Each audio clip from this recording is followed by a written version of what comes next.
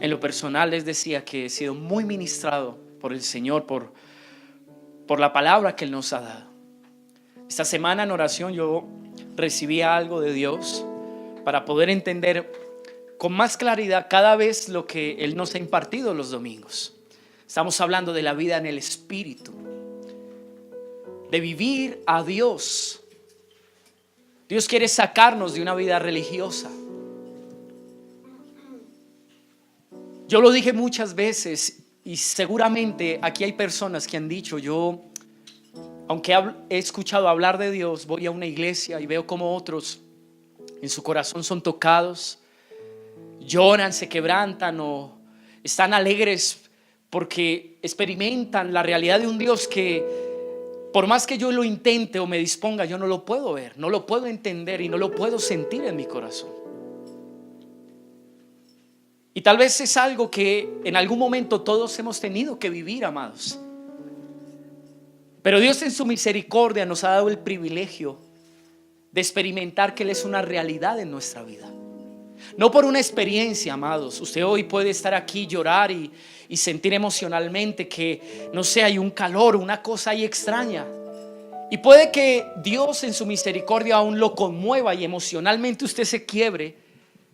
El propósito de Dios al revelarse al corazón del hombre va mucho más allá de generar una emoción en el alma. Amén.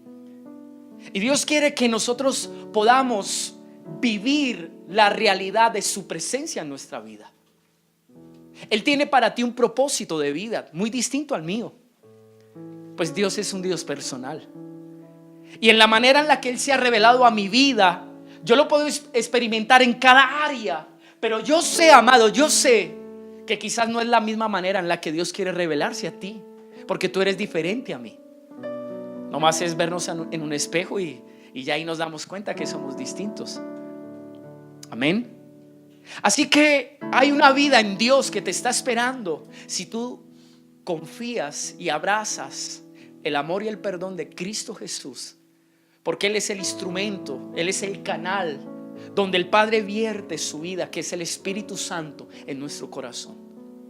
El Espíritu Santo es el que te ayuda a vivir a Dios, es el que te ayuda a obedecer a Dios, es el que te ayuda a entender y a comprender la mente de Dios, el corazón de Dios. Por más débil,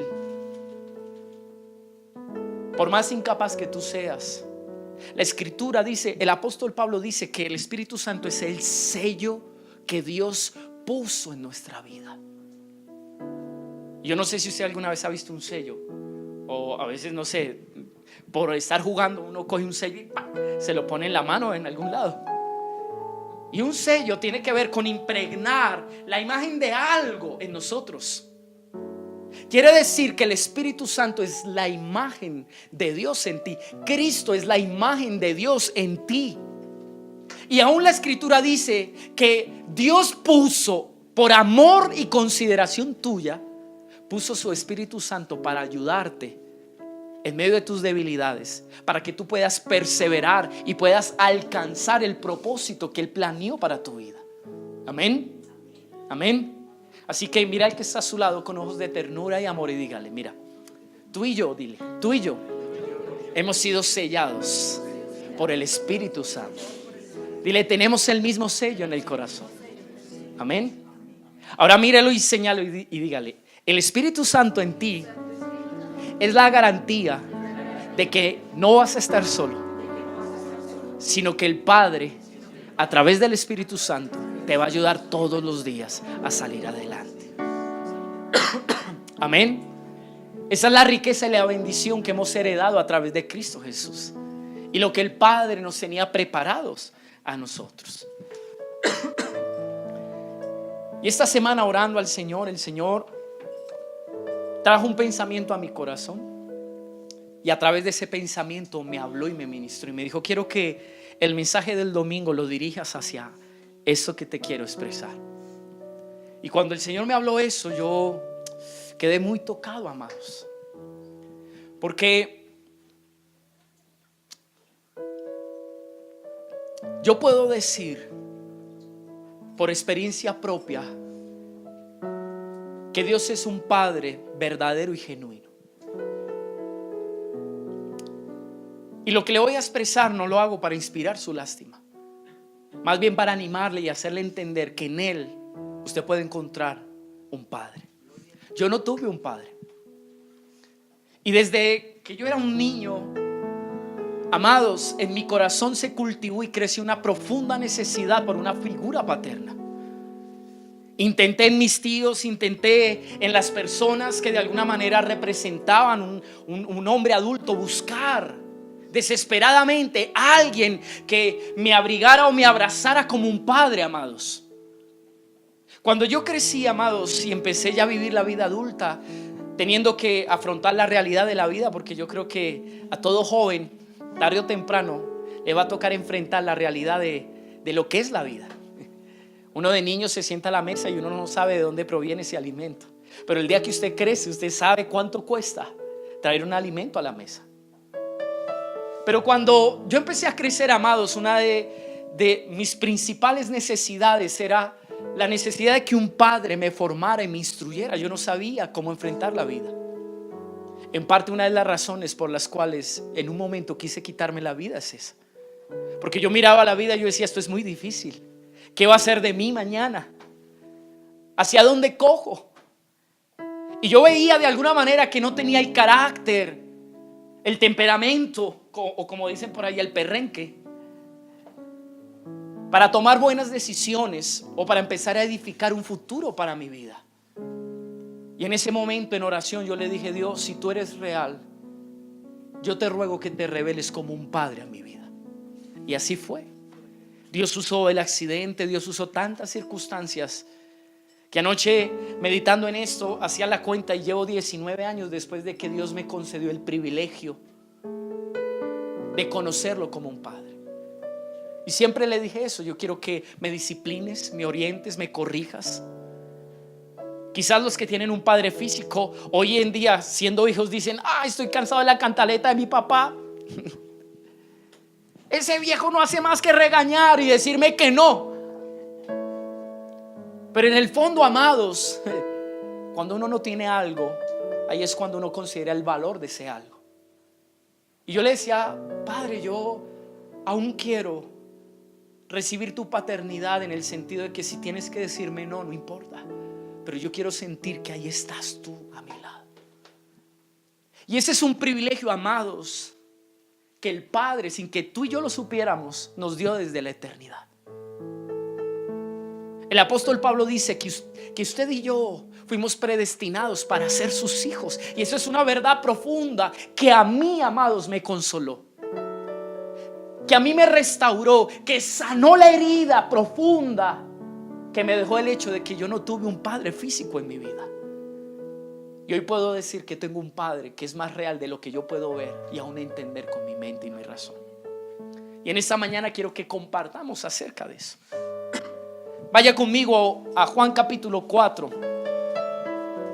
Jesús intenta mantener un diálogo con una mujer de una ciudad llamada Samaria.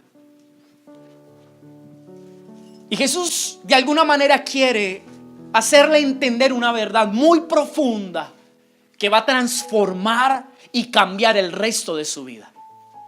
Creo que es lo que Dios ha querido hacer cada vez que nos habla, porque Él no quiere que nosotros sigamos cargando el pasado o las circunstancias que hasta el día de hoy, amados, nos han hecho daño y han hecho que quedemos insaciables, insatisfechos, vacíos y frustrados. Solo el amor de Dios es la respuesta para un corazón así. Y en el verso 22, amados, Jesús quiere explicarle a esta mujer samaritana lo que realmente significa tener una relación con Dios. Yo quiero que usted en este día se vaya con esto en su corazón. Dios siempre ha querido que usted tenga una relación de amistad con Él, siempre. Y ha hecho a lo largo de la historia, si usted lee toda la Biblia, se da cuenta de cómo Dios en su iniciativa da el primer paso para acercarse al hombre, porque anhela tener una relación de amistad con el ser humano. Ese siempre ha sido el deseo de Dios. Yo no sé cómo eso pasa, amados. Por mucho tiempo yo pensé que me estaba acercando a un Dios que era una idea en mi mente y una ilusión, una fantasía. Algo que otros decían que existía, pero no era una realidad para mí. Y un día, sin saber orar, con mis pocas e ignorantes palabras, le dije: Dios, yo estoy aquí. No soy el mejor. Quizás si miro muchas de las cosas que he hecho, eso produciría vergüenza en mi corazón delante de ti. Pero lo único que puedo decirte hoy es que te necesito y que mi vida sin ti no tiene un sentido. Y yo le dije: yo no sé tener una amistad contigo, enséñame. Y Jesús le dice a la mujer samaritana en el verso 22: vosotros adoráis lo que no sabéis. Está confrontando la vida religiosa de esta mujer, que como usted y yo iba a una iglesia, cantaba unos coritos, daba una ofrenda, tal vez asistía a un ayuno, tal vez tenía su Biblia, no lo sé, la leía. Pero la triste realidad de la vida espiritual de esa mujer es que se acercaba a un Dios que ignoraba, no sabía quién era. Y yo creo que muchos han ocupado esas sillas intentando acercarse a Dios y tener una relación con un Dios que no conocen. Por eso el deseo de Dios es que tú y yo le conozcamos. Ese es el propósito que Él tiene con nosotros. Amén. Mira el que está solo y dígale: el propósito que Dios tiene contigo es que tú le puedas conocer. Jesús le dice una verdad impresionante en el verso 23 a esta mujer: mas la hora viene y ahora es cuando los verdaderos adoradores adorarán al Padre en espíritu y en verdad, porque también el Padre tales adoradores busca que le adoren. Es increíble que Jesús, en medio de este versículo, no se referiría a Dios como el Eterno o como alguno de los nombres de Dios, Elohim, Yahvé, lo que sea. Jesús quiere que la mujer samaritana entienda cuál es la relación correcta en la que ella debe acercarse a Dios, adorar a Dios, a buscar a Dios. Y en medio de esa verdad, Él dice algo que a mí me ha ministrado mucho. Tú no puedes, y estoy parafraseando lo que Dios, la reflexión y la conclusión del domingo pasado, lo voy a parafrasear. Jesús le dice a la samaritana: la única manera de relacionarse con Dios es a través de una vida espiritual o del Espíritu Santo, porque Dios es espíritu. Si tú sigues viviendo de acuerdo a tus pasiones, a tus deseos, a tu mente carnal, difícilmente tú podrás relacionarte con Dios, porque tus deseos y tus pasiones te van a llevar al pecado, y el pecado te lleva a una condición espiritual de muerte. La muerte espiritual es esa condición en la que tú no puedes ni oír a Dios, ni entender a Dios, ni sentir ni percibir a Dios. Y esa muerte espiritual la produce el pecado en nuestra vida. Entonces Jesús trata o intenta aclararle a esta mujer que quizás va a una iglesia como tú y yo, diciéndole: tú hasta el día de hoy no has querido tomar una decisión de dejar atrás tu vida de pecado, y en esa condición has intentado relacionarte con Dios. Pero el Padre, a través de Jesús, ha proveído una vida espiritual en la cual tú puedas acercarte a Dios y disfrutar a Dios. Entonces en el verso 24, si no estoy mal, intenta decirle, si usted lee ahí, dice: Dios es espíritu, y Él quiere que nosotros nos relacionemos con Él de acuerdo a su naturaleza espiritual. Amén. Tal vez esto usted no lo entienda muy bien hoy, o en las pocas palabras en las que he intentado explicárselo, pero poco a poco vamos a ir ahondando. Pero quiero que le diga al que tiene a su lado, cójale la mano y dígale lo siguiente: Dígale, amado o amada, depende de quién esté ahí. Dios es espíritu. Dile, esa es la naturaleza de Dios. Y Dios quiere que tú tengas también esa naturaleza. Dile, quiero contarte algo. Es un secreto que ya has sabido y poco entendido.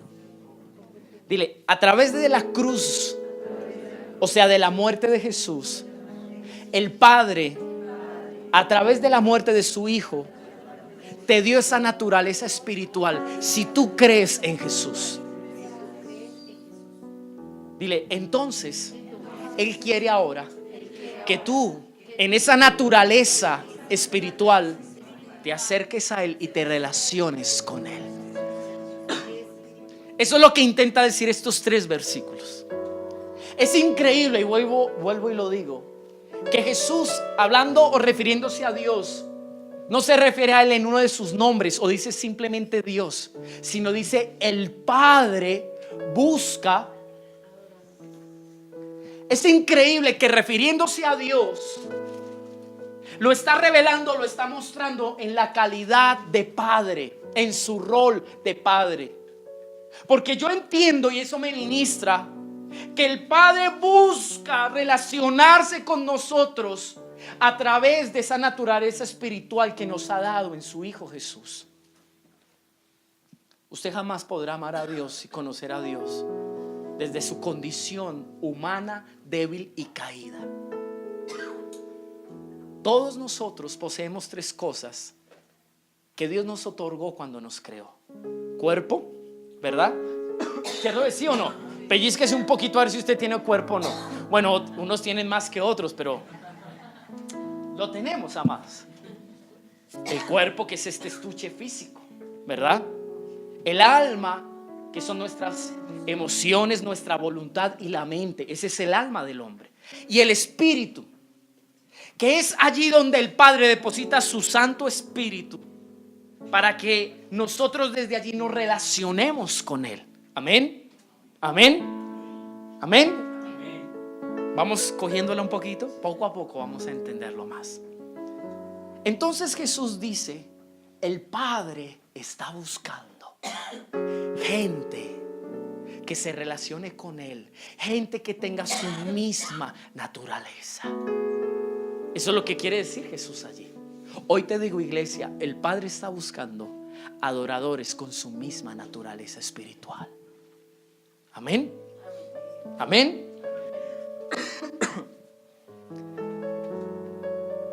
El verso 23, léalo conmigo. Mas la hora viene y ahora es cuando los verdaderos adoradores adorarán al Padre. ¿Cómo?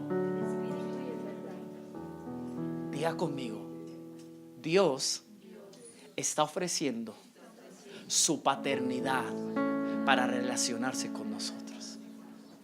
¿Sabía usted que el Nuevo Testamento, en todo lo que Jesús reveló de Dios, la principal revelación de lo que es Dios es que Él es un Padre? Pocas veces en el Antiguo Testamento, o sea, quiere decir antes de la venida de Jesús, Dios se reveló como un padre para su pueblo. Muy pocas veces. Pero a través de Jesús, yo no sé si usted que ha leído la Biblia o de pronto ha visto una película todo el tiempo, mientras que Jesús estuvo en medio de nosotros, se refirió a Dios como mi Padre, porque Él quería que nosotros tuviéramos una perspectiva diferente y correcta acerca de quién es Dios. Amados, Dios no es un ser aislado de ti. Él quiere ser tu Padre. Y dice la Escritura que cuando Jesús murió en la cruz, le regaló hijos al Padre. Quiere decir que si tú has sido lavado de tus pecados por la sangre de Jesús, eso inmediatamente te dio el derecho de mirar a Dios y decirle: tú eres mi Padre. Todo aquel que ha recibido el perdón de Cristo puede llamar a Dios Padre. Amén. ¿Me están entendiendo en esta mañana?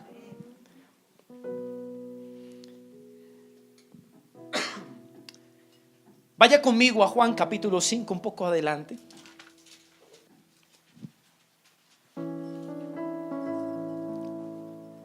Y usted va a entender ciertas cositas que dicen allí. Voy a leer una versión un poco distinta. Trate de seguirme. Es la misma Biblia, solo que es una versión un poquito distinta. Amén. Verso 19, capítulo 5 del libro de Juan, verso 19. Vamos a explicar un poquito a la luz de la escritura lo que yo le estoy transmitiendo en esta mañana. Entonces Jesús explicó: les digo la verdad, el Hijo no puede hacer nada por su propia cuenta, solo hace lo que ve que el Padre hace. Todo lo hace el Padre, todo lo que hace el Padre también lo hace el Hijo. El Padre ama al Hijo y le muestra todo lo que hace. De hecho, el Padre le mostrará cómo hacer cosas más trascendentes que el sanar a ese hombre. Entonces ustedes quedarán realmente asombrados. Jesús acaba de hacer un milagro que sorprende a los que están rodeándole allí. Y tratando de usar lo que acaba de acontecer, Jesús les dice: miren, eso no es nada. Esto que yo estoy haciendo es algo que yo he visto al Padre hacer. Estoy repitiendo una conducta del Padre. Ese es el estilo de la relación que Dios quiere tener con nosotros, en la que Él hace, te enseña y tú transmites, o tú en tu forma de actuar haces lo que el Padre hace. Yo no sé si usted ha visto esos niños que son igualitos al papá, que usted los ve y caminan igual. Usted los ve por detrás caminando y tienen el mismo tumbadito, que hacen las mismas expresiones y gestos. Uno dice: oiga, como si lo hubieran negado. ¿Verdad que sí o no? Jesús, cuando hablaba de su relación con el Padre, Él quería que los que estaban escuchando se dieran cuenta que Él era una reproducción de lo que el Padre era. Eso es el deseo y el propósito de Dios, el Padre, contigo. Que tú le puedas ver, que tú le puedas oír, y lo que tú seas represente lo que Él es. Amén. Miren eso tan lindo. Pues el Padre ama al Hijo y le muestra todo lo que hace. Esa es la razón por la cual un padre enseña a un hijo, porque lo ama. El Padre quiere que sus hijos sean como Él. ¿Saben por qué? Porque los ama. De hecho, el Padre le mostrará cómo hacer cosas más trascendentes que el sanar a ese hombre. Entonces ustedes quedarán realmente asombrados. Ve al verso 21. Pues así como el Padre da vida a los que resucita de los muertos, también el Hijo da vida a quien Él quiere. Diga conmigo: el Padre, Él es el único dador de la vida, y le otorgó a su Hijo el poder también dar vida, amados. Amén.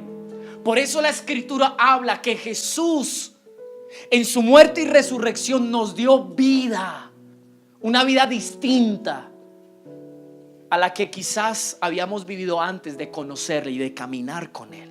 Amén. Entonces dice el verso 23, el 22. Además, el Padre no juzga a nadie, sino que le ha dado al Hijo autoridad absoluta para juzgar, a fin de que todos honren al Hijo así como honran al Padre. El que no honra al Hijo, por cierto, tampoco honra al Padre quien lo envió. Está hablando, cuando se refiere al Hijo, está hablando de Jesús. Amén. Verso 24. Les digo la verdad, todos los que escuchan mi mensaje, aquí está hablando Jesús, dice: todos los que escuchan mi mensaje y creen en Dios quien me envió, tienen vida eterna. Entonces Jesús explica que la manera de recibir la vida que el Padre tiene y que le confirió a su Hijo para dárnosla a nosotros, la manera de recibir esa vida, que es una vida espiritual, que es un nuevo corazón, que es una nueva mente, que es una naturaleza distinta. Ya no es una naturaleza de fracaso, ya no es una naturaleza de pecado, ya no es una naturaleza que hace que nosotros nos estanquemos en la vida. Es una naturaleza distinta, es la naturaleza de Dios en nosotros, que nos ayuda a crecer, a creer, a confiar en Dios, a ver lo eterno, caminar en el propósito. Esa vida, dice la Escritura, la recibimos cuando oímos el mensaje de Jesús. Que, amados, quiero decirle, la Biblia es el mensaje de Jesús. Cuando lo oímos, lo llevamos al corazón y lo vivimos en obediencia, empezamos entonces a recibir la vida eterna en nuestra vida. Amén. ¿Está aquí conmigo? Les digo la verdad, dice el verso otra vez 24. Todos los que escuchan mi mensaje y creen en Dios que me envió tienen vida eterna. Nunca serán condenados por sus pecados, pues ya han pasado. ¿Qué dice allí? Wow. ¿Alguna vez había escuchado usted la parábola del hijo pródigo?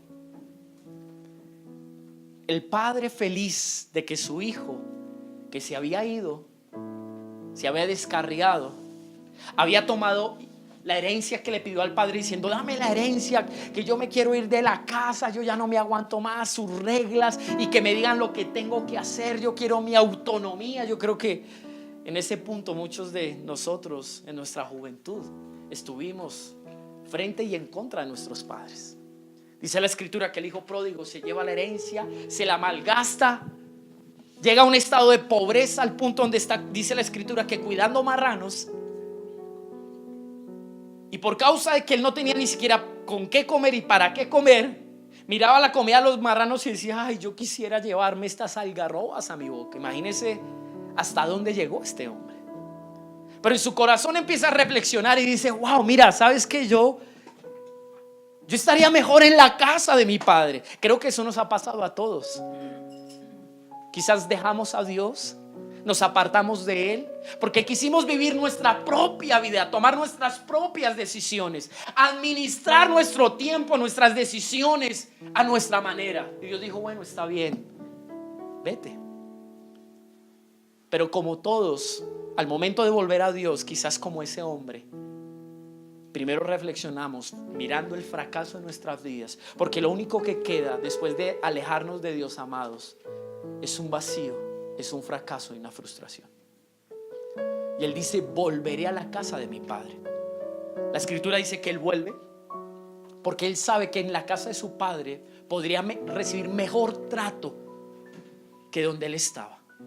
Y cuando llega a la casa de su padre, dice que su padre se lanza a sus brazos a abrazarlo, lo recibe y le dice a los criados: manden a traer un vestido nuevo, un calzado nuevo, un anillo. Preparen la mesa, hagamos un banquete. Dice literalmente: porque mi hijo que estaba muerto ahora está vivo. Esas palabras no están puestas ahí por estar puestas. El padre celebra cuando uno de sus hijos vuelve de su condición de pecado, vuelve de su condición donde su corazón estuvo duro e indiferente en contra de Dios por causa del pecado. Y el padre dice, cuando ve a alguien que vuelve a su casa, y volver a la casa del padre no es otra cosa más que volver a estar en amistad con él, reconciliarnos con él. Y cuando él ve que un hijo vuelve a su casa, él dice: hoy celebro porque este estaba caído en su pecado, pero a través de Cristo, de la ofrenda, de la sangre del Cordero de Dios que es Jesucristo, él pasó de muerte a vida. ¿Sabe que hay algo que el Padre celebra? Y es poder ver que uno de sus redimidos, uno de sus hijos, vuelve a adquirir su calidad de hijo para otra vez entrar en relación con el Padre. Y quiero decirte algo por el Espíritu Santo, y es esto: el objetivo y el propósito de tu redención fue colocarte en la casa del Padre para que tú volvieras a relacionarte con tu Padre. Tú fuiste salvado para volver a mirar otra vez al Padre a sus ojos y decirle: yo soy tu hijo y estoy mejor aquí en la casa de mi Padre. Amén. Mira el que está solo y dígale: tú y yo fuimos salvados, perdonados, con el objetivo de que volviéramos a la casa de nuestro verdadero Padre, que es nuestro Dios, y pudiéramos sentarnos a la mesa y relacionarnos con Él. Amén. ¿Está entendiendo en esta mañana? Qué hermoso, ¿verdad? Dice, siga leyendo, verso 25. Y les aseguro que se acerca el tiempo, de hecho ya ha llegado, cuando los muertos oirán mi voz, la voz del Hijo de Dios, y los que escuchen vivirán. No está hablando solamente de muertos físicos.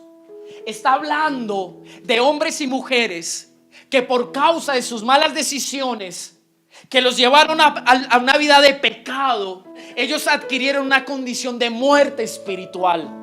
Y dice la Escritura, Jesús anunciando proféticamente: viene la hora, pero ya llegó esa hora, donde yo hablaré a aquellos que están en esa muerte espiritual, y yo los llamaré, y los que oigan mi voz, yo les voy a dar vida. Eso es lo que dice allí. Un día yo estaba muerto, como dice Efesios capítulo 2, en mis delitos y en mis pecados. Dice, conforme al espíritu y al príncipe que rige el mundo. ¿Sabía quién es el príncipe que gobierna el mundo? El diablo. Y dice Efesios que el mundo se rige por los deseos, las pasiones, las concupiscencias del corazón, los racionamientos del hombre. Usted ve el mundo, amados, y el mundo no se detiene a preguntar si lo que está haciendo es correcto delante de Dios. No le importa. Para el mundo lo más importante es: esto es lo que a mí me gusta, esto es lo que a mí me satisface, esto es lo que yo deseo, y ya. Esa es una condición de muerte espiritual. Y dice la Escritura que Jesús iba a extender su llamado de misericordia y de amor para que todo el que le quisiera oír. Amados, yo viví por muchos años, a mi corta edad, aún en mi juventud, endurecido, diciendo: yo no quiero oír a Dios, no me interesa lo que Él tiene que decirme a mí. Pero Dios, o no, quizás solo Dios, pienso que en su soberanía Él lo permitió, pero mi pecado me llevó a una condición donde yo ya no aguantaba más. Y en ese momento Dios me habló y me dijo: tengo una oportunidad para tu vida. Y yo la tomé. Pero quiero decirle algo: solo los hijos vuelven a casa porque son hijos. ¿Qué quiero decirle esto? Que una evidencia de un hijo de Dios es que se arrepiente y reconozca su pecado. Puede arrepentirse y reconocer su pecado por cuanto es hijo. Y vamos a ver eso a la luz de la Escritura. Siga leyendo. Ahorita lo vamos a ir a ver. Verso 26. El Padre tiene vida en sí mismo y le ha entregado a su Hijo ese mismo poder de dar vida. Y le ha dado autoridad para juzgar a todos, porque es el Hijo del hombre. No se sorprendan tanto. Ciertamente ya se acerca el tiempo en que todos los que están en las tumbas oirán la voz del Hijo de Dios y resucitarán. Los que hicieron el bien resucitarán para gozar de la vida eterna, y los que continuaron en su maldad resucitarán para sufrir del juicio. Vaya conmigo a Efesios capítulo 2. Y vamos a ver algo que no vimos el domingo pasado de allí.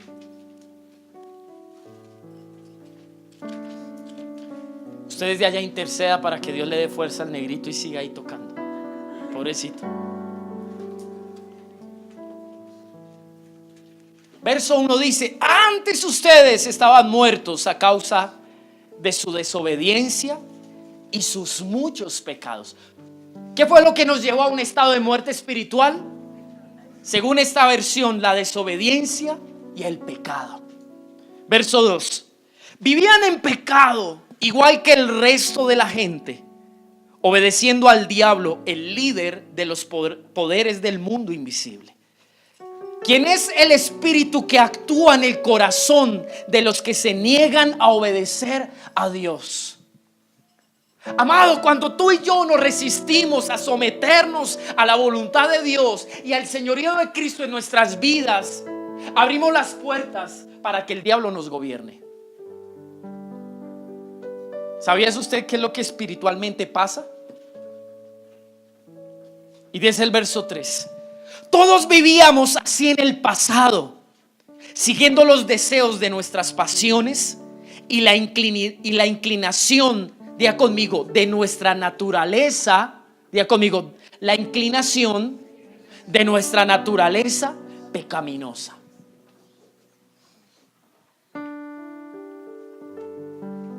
Miren, hay padres que ven sus hijos y dicen: ay, esa criatura es tan inocente y tan santa. Y empieza a crecer.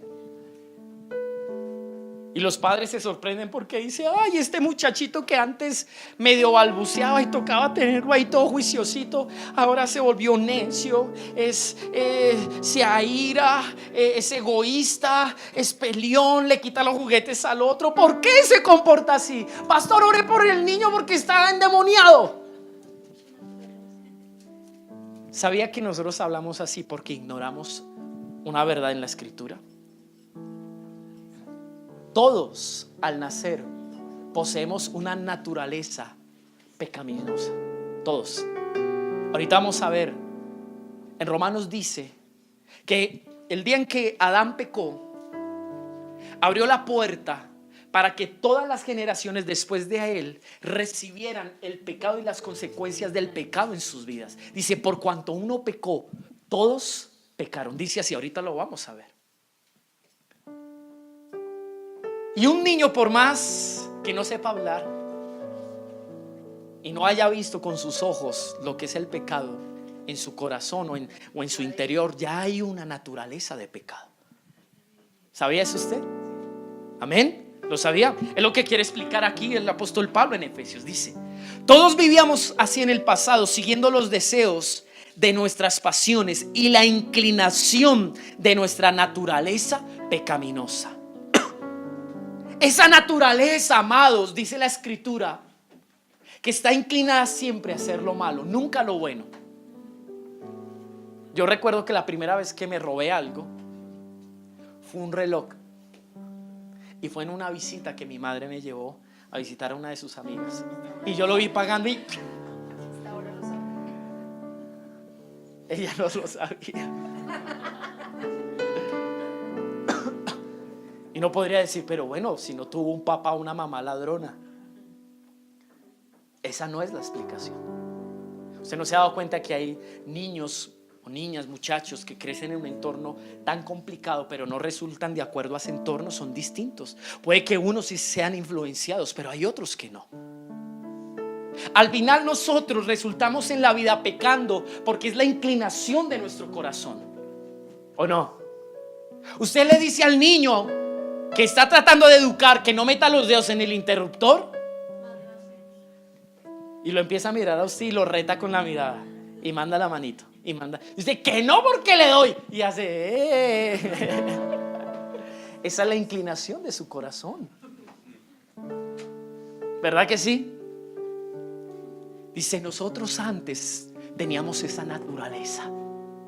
Dice: por nuestra propia naturaleza éramos objeto del enojo de Dios, igual que todos los demás. En otras palabras, cuando Dios nos vio en esa condición y en esa naturaleza caída, dijo: tú eres digno de juicio y de mi justicia, y por eso estás condenado a la muerte eterna. Que quiere decir que no tengamos una relación con Él nunca. ¿Cómo soluciona ese problema el Padre? Enviando a Cristo Jesús a morir por nosotros. Porque Cristo Jesús en su muerte tuvo tanto poder para librarnos a nosotros de esa naturaleza que todo el tiempo nos inclinaba hacia lo malo. Esa es la grandeza de la muerte de la cruz. Quizás muchos no lo sabían, pero cuando usted vea en Semana Santa todas esas películas que muestran a ese Jesús de Hollywood, que creo que es muy distinto al que realmente vino en medio de nosotros, pero cuando lo vea entregando su vida, usted diga: allí actuó el poder que me libró de estas inclinaciones que un día gobernaron mi vida. Amén. Entonces el verso 4 dice: pero Dios es tan rico en misericordia y nos amó tanto, que a pesar de que estábamos muertos por causa de nuestros pecados, nos dio vida cuando levantó a Cristo de los muertos. Diga conmigo: es solo por la gracia de Dios que ustedes han sido salvados. Cristo muere y sepulta, dice el apóstol Pablo, perdón, lo dice Romanos, que creo que es el apóstol Pablo hablándole a la iglesia de Romanos. Dice que en la muerte de Jesús nuestra carne fue sepultada. Esos deseos, esas pasiones fueron sepultados. Y cuando Él resucitó, ahí se levantó una nueva naturaleza para ti y para mí. Amén. Mire, yo sé que los chicos que están aquí puede que no entiendan mucho esto. Estas son cosas que yo sé desde que yo era un niño. Pero hubo un momento donde eso se hizo realidad en mi vida. Cuando yo vi mi condición de pecado, cuando yo vi que por más que yo quería cambiar, no podía, estaba atado por hábitos y conductas aquí en mi mente y en mi corazón. Cuando Dios me dejó ver esa condición, por primera vez fui consciente de cuánto necesitaba a Jesús. Y quizás muchos de los jovencitos que están aquí llegarán a ese momento. Yo llegué más o menos a la de mis 17 años a ese momento. Y siendo un joven, ya podía ver mis conductas de pecado y la inclinación de mi corazón hacia lo malo. Y por primera vez vi a Jesús que me dijo: yo puedo ayudarte y puedo librarte de eso. Quiero decirle algo. Por mucho tiempo yo creí que el pecado solamente brinda satisfacción y la gente que vive en pecado vive feliz. Hay gente que dice: estoy pecando y está feliz. Pero le voy a decir algo. Yo en mi vida personal experimenté algo que he visto en los ojos de muchos. El pecado hastía. El pecado, amados, cansa. El pecado trae frustración y culpa al corazón. Estos días estuve aconsejando a un chico de 22 años que me decía: estoy harto de esta vida de pecado que he vivido hasta el día de hoy. Un chico de 22 años. Que hoy en día las generaciones viven más de lo que uno pudo haber vivido a la edad de ellos.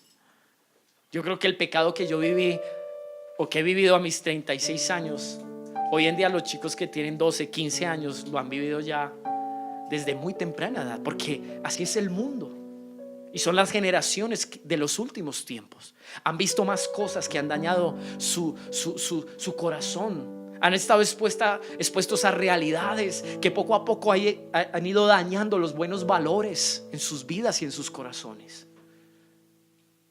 Pero Cristo es la única oportunidad para ti. Yo conozco, amados, niños jovencitos que desde su infancia han estado atados a la pornografía. Niños que comenzaron desde una edad tan temprana, que siendo adultos, por causa del trastorno que eso genera, tienen que depender de medicamentos para poder mantenerse, amados, por todo lo que eso les generó. Una imagen de pornografía se demora 60 años de borrarse de la cabeza. ¿Cuántas cosas nosotros nos permitimos ver con nuestros ojos? Pero Cristo es el único que puede librar nuestra alma y nuestro corazón de esas cosas. Amén. Dice el verso 6: pues nos levantó de los muertos junto con Cristo y nos sentó con Él en los lugares celestiales, porque estamos unidos a Cristo. Mire lo que dice Romanos 5. A partir del verso 12 usted va a entender algo.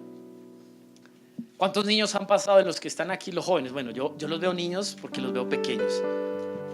Además porque estoy alimentando el hecho de que yo me veo como un joven. Tengo 36 años, pero si yo digo que soy joven, usted es un niño. Aunque ella sea un adolescente y los niños no les gusten que les digan, los adolescentes no les gusta que les digan niños, sino jóvenes. Esperen y verá que cumplan más edad y se van a dar cuenta que se van a empezar a quitar los años y van a querer recuperar esa juventud. Romanos capítulo 5, verso 12. ¿Cuántos de los jóvenes que están aquí en su escuela infantil aprendieron acerca de Adán? ¿Solo Verónica? Ella fue juiciosa a la iglesia, muy bien. ¿Se acuerdan que en el principio Dios creó una familia? Adán y a Eva, ¿verdad? No es un cuento, no es una fábula, es una realidad. Y miren lo que la escritura nos quiere hablar acerca de la historia de Adán. Romanos capítulo 5, verso 12, lo vamos a leer en la Nueva Traducción Viviente. Cuando Adán pecó, ¿cómo peca Adán? ¿Alguien recuerda? ¿Qué hace Adán? Desobedece. ¿Cómo? Porque tuvo en poco la instrucción que Dios le había dado, la voluntad que Dios le había expresado para su familia. Le dijo, ay no, yo no quiero eso. Y él se dejó convencer de Eva y tomó el fruto del árbol que Dios dijo, de este fruto no van a comer. No vamos a hablar por ahora de eso, el otro domingo vamos a hablar de eso. Pero dice la escritura en Romanos capítulo 5, 12, cuando Adán pecó, el pecado entró en el mundo. El pecado de Adán introdujo la muerte. Usted ya sabe qué es la muerte, ¿verdad? La muerte es el resultado del pecado en el corazón del hombre. ¿Qué es la muerte? Es una condición espiritual apagada, una condición espiritual en la que ya no percibimos y somos sensibles a Dios, una condición espiritual en la que resistimos a Dios, no queremos saber nada de Dios, nuestro corazón está en una antipatía en contra de Él, queremos ir en contra de todo lo que es Dios. Por eso la gente se vuelve atea. Yo conozco gente que argumenta el hecho de ser ateos por el simple hecho de que ellos saben que si reconocen a Dios, eso implica que tienen que exponer sus caminos de pecado delante de Dios, y eso también implicaría que tienen que aceptar que lo que están viviendo y haciendo no es correcto. Entonces no les conviene reconocer que hay un Dios o que existe un Dios. ¿Sabían eso ustedes? Y dice la escritura que el pecado de Adán introdujo la muerte, o sea, una condición espiritual. Por eso la escritura narra que cuando Adán y Eva pecaron, Dios tuvo que sacarlos del huerto del Edén. En el huerto del Edén, Adán y Eva tenían una relación perfecta y correcta con Dios. Dice la escritura que Dios se paseaba por el huerto y hablaba cara a cara con su creación. Tenían acceso a Dios, disfrutaban de una libertad en cuanto a comunicarse con Dios, a conocer lo que Él pensaba, lo que Él quería para esa creación. Pero dice la escritura que Adán, porque al final, amados, aquí no se nombra a Eva, Adán, siendo el varón, era el responsable delante de Dios, porque él era la autoridad en su casa y en su familia. Y dice que cuando él pecó, abrió la puerta al pecado y a la muerte. Amados, yo les digo una cosa: nosotros como padres y esposos tenemos una responsabilidad muy grande con nuestras familias, porque nuestro pecado abre puerta para que en nuestras casas haya maldición. Por eso nuestra responsabilidad delante de Dios como padres y esposos. Amén. ¿Están aquí? ¿O se me fueron? ¿Se durmieron? Digan entonces al que está a su lado: despierte en el nombre de Jesús. Cuando Adán pecó, el pecado entró en el mundo. El pecado de Adán introdujo la muerte, de modo que la muerte se extendió a todos, porque todos pecaron. Es cierto, La gente ya pecaba aún antes de que se entregara la ley. Está hablando de que, o está hablando del momento en el que por medio de Moisés Dios entrega los 10 mandamientos y entrega la ley al pueblo de Israel. La entrega de alguna manera para que el hombre sea consciente de su pecado y pudiera reconocer ante los ojos de Dios que era lo que estaba mal. Pero aunque el hombre, cuando recibe, Moisés y el pueblo de Israel, cuando reciben la ley, hasta ese momento fueran conscientes de que gritarle a mi papá es deshonrarlo. Yo no lo sabía. Uno de los mandamientos es ese, ¿verdad? Honra a tu padre y a tu madre, ¿verdad que sí? El pueblo de Israel o la humanidad no conocía que eso estaba mal delante de Dios, sino cuando Dios a través de Moisés le da la ley o los 10 mandamientos al pueblo. Pero la escritura dice que antes de que el hombre fuera consciente de que habían cosas malas o buenas delante de los ojos de Dios, ya estaba pecando. Eso es lo que quiere describir aquí Romanos, el verso 13. Dice: es cierto, la gente ya pecaba aún antes de que se le entregara la ley, pero no se le tomaba en cuenta como pecado, porque todavía no existía ninguna ley para violar. Verso 14. Sin embargo, desde los tiempos de Adán hasta los de Moisés, todos murieron, incluso los que no obedecieron un mandamiento explícito de Dios, como sí lo hizo Adán. Ahora bien, Adán es un símbolo, una representación de Cristo, quien aún tenía que venir. Pero hay una gran diferencia entre el pecado de Adán y el regalo del favor inmerecido de Dios. Pues el pecado de un solo hombre, Adán, trajo muerte a muchos.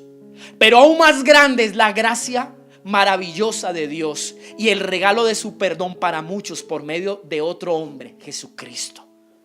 Y el resultado del regalo del favor inmerecido de Dios es muy diferente de la consecuencia del pecado de ese primer hombre que es Adán. Pues el pecado de Adán llevó a la condenación, pero el regalo de Dios nos lleva a ser declarados justos a los ojos de Dios, a pesar de que somos culpables de muchos pecados. Pues el pecado de un solo hombre, Adán, hizo que la muerte reinara sobre muchos. Pero aún más grande es la gracia maravillosa de Dios y el regalo de su justicia, porque todos los que lo reciben vivirán en victoria sobre el pecado y la muerte por medio de un solo hombre, Jesucristo. Aquí se explica una verdad preciosa. Así como Adán abrió la puerta para que todas sus generaciones hasta el día de hoy recibieran esa naturaleza de pecado y las consecuencias del pecado, que la primera consecuencia del pecado no solamente es que nos vaya mal, sino la primera consecuencia del pecado es que nos aparta de una relación correcta con Dios. Dice que así como por medio de Adán, de su pecado, todas las generaciones recibieron esa muerte que es vivir lejos de Dios. El día que Cristo Jesús vino a la tierra, solo por ese hombre, al darnos su gracia, su misericordia, su perdón, todos recibimos una vida nueva. Es lo que quiere explicar aquí Romanos. Amén. No me importa si todavía no lo entiende, pero yo quiero que se lo grabe en su corazón y en su espíritu. Diga conmigo: yo recibí a través de un solo hombre. Ese es Jesucristo. Recibí gracia, una vida nueva, una redención que me transformó y me dio la victoria. Amén. Amén. Amén. Ya vamos a terminar, no se duerma. Verso 18. Así es.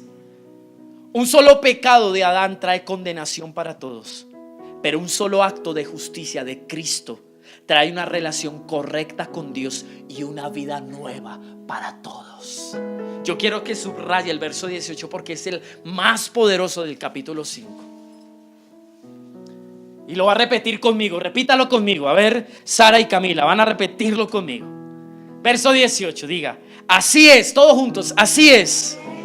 Un solo pecado de Adán trae condenación para todos,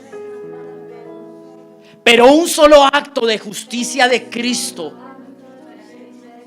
trae una relación correcta con Dios y una vida nueva para todos. ¿Se dan cuenta lo especial que fue el acto de obediencia de Cristo en la cruz del Calvario? A través de ese solo acto, el negrito puede mirar a Dios y decirle: tú eres mi papá, y tener una amistad con Dios y disfrutar de una vida nueva.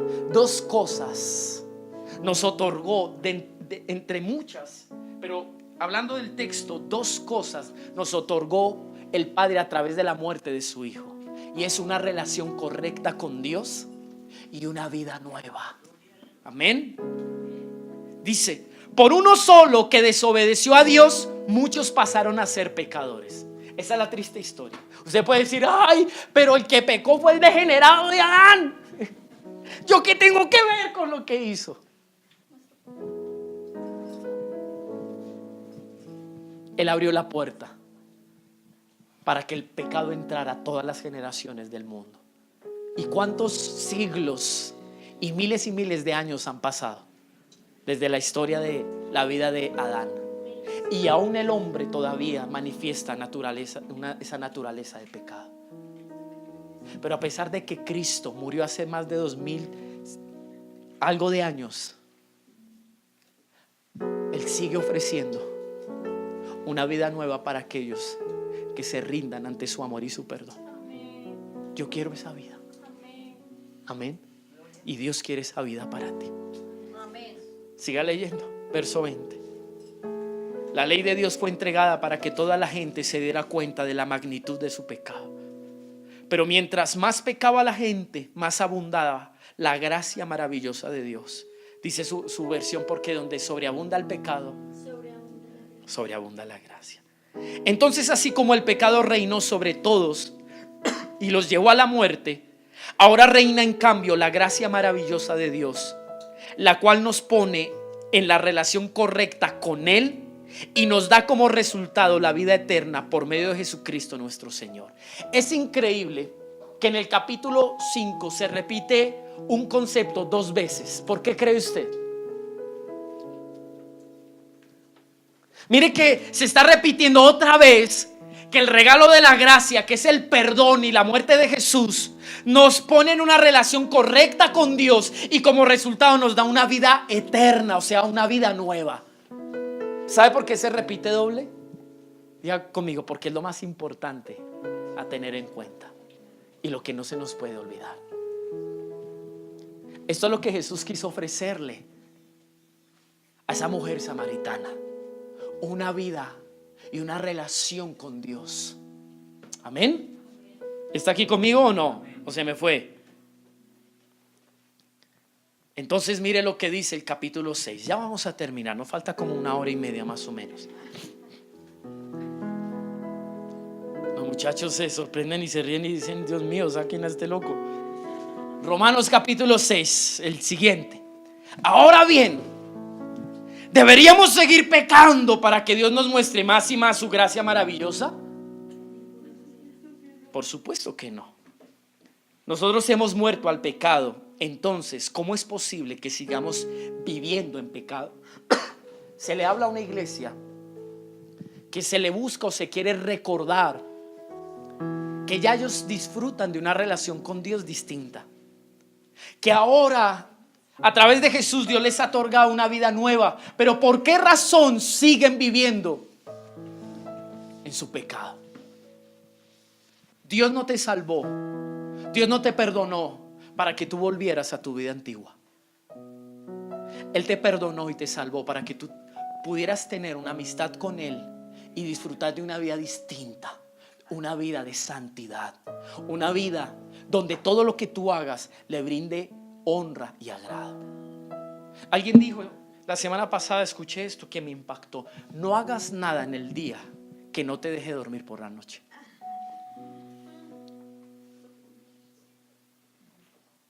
¿Cuántas cosas hacemos que nos señalan y nos condenan porque sabemos que no están bien delante de los ojos de Dios? Y muchos no pueden tener paz porque todo lo que han vivido y lo que viven actualmente en su vida los está señalando. Dice el verso 2: por supuesto que no. Nosotros hemos muerto al pecado. Entonces, ¿cómo es posible que sigamos viviendo en pecado? ¿O acaso olvidaron que cuando fuimos unidos a Cristo en el bautismo, nos unimos a Él en su muerte? Pues hemos muerto y fuimos sepultados con Cristo mediante el bautismo. Y tal como Cristo fue levantado de los muertos por el poder glorioso del Padre, ahora nosotros también podemos vivir una vida nueva. No está hablando del bautismo que todos quizás en algún momento, sean en la iglesia o en la religión que hicimos cuando bajamos a las aguas. No está hablando de eso.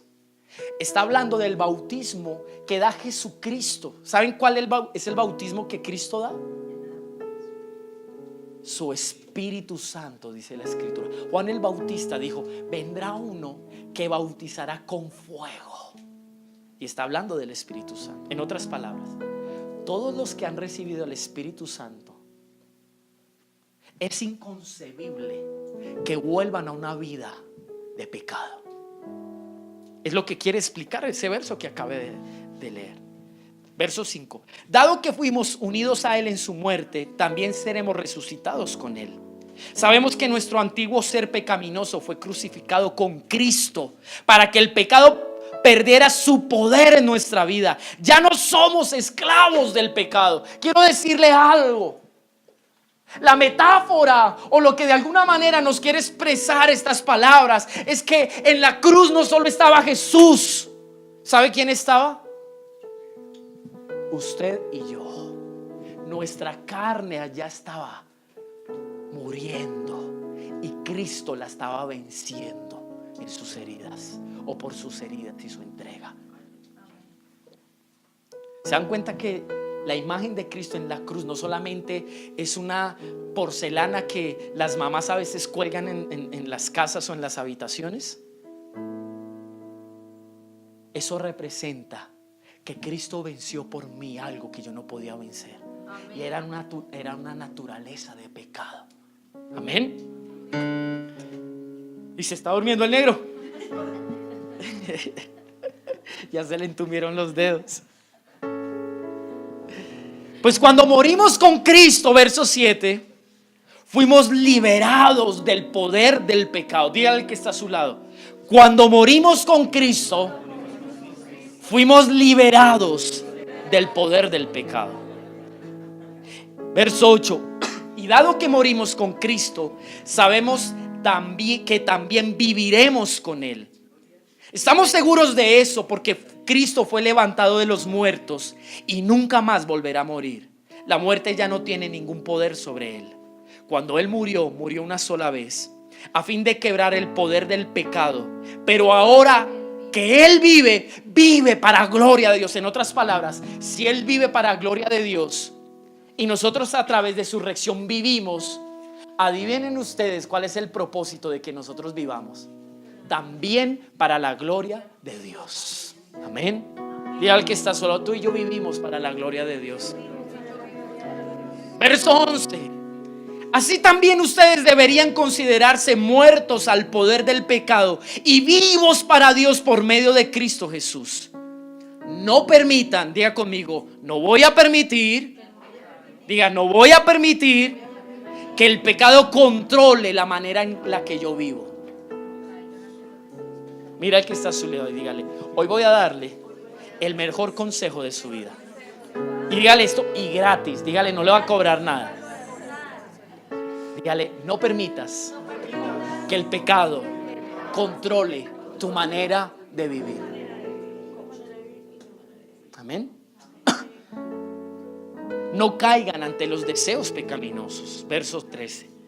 No dejen que ninguna parte de su cuerpo se convierta en un instrumento del mal para servir al pecado. Amados, ¿cuántos de nosotros todavía tenemos partes aún de nuestro cuerpo que le sirven al pecado y a los deseos de la carne?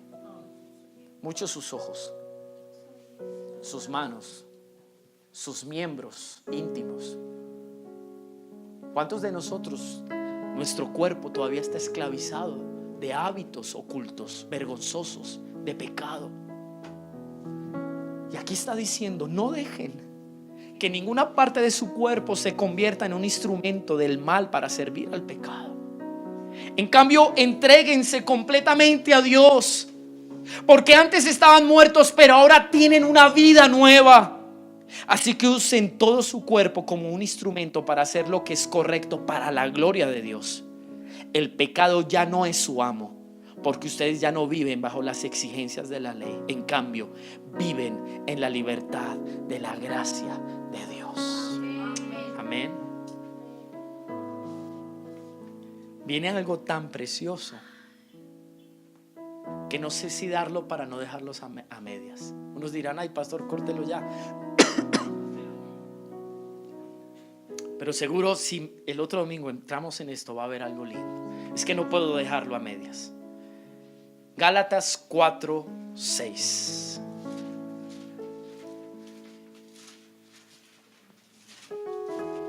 Tranquilo, negrito. Yo le hago masajito ahí.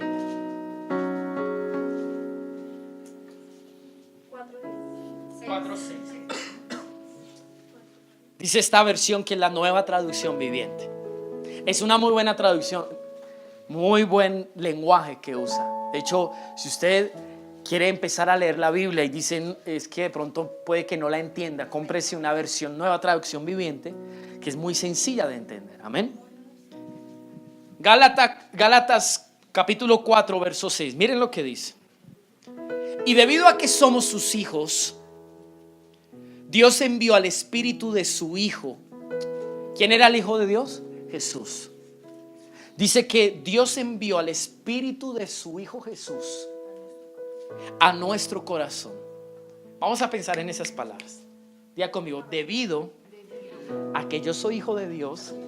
Diga conmigo: debido a que yo soy hijo de Dios, Dios envió al Espíritu de su Hijo Jesús. Ese Espíritu es el Espíritu Santo. Amén. Volvámoslo a rumiar un poquito, como hacen las vacas cuando comen pasto. Diga conmigo: debido a que yo soy hijo de Dios, Dios envió al Espíritu Santo, que es el Espíritu de su Hijo. Amén. ¿Lo estamos entendiendo? Dice, mire para qué, amados, para qué. Ahí está el propósito. Dice, y debido a que somos sus hijos, Dios envió al Espíritu de su Hijo a nuestro corazón, el cual nos impulsa a exclamar. ¿Sabe por qué yo puedo decir que Dios es mi papá? Porque Dios envió al Espíritu Santo a través de Jesús. Hemos visto que cuando nosotros creemos en el amor, en el perdón, en la redención de Cristo, dice que Él nos da el agua de vida. ¿Se acuerdan que leímos eso? Que el agua de vida es el Espíritu Santo en nosotros. ¿Y saben qué hace el Espíritu Santo en nuestro corazón?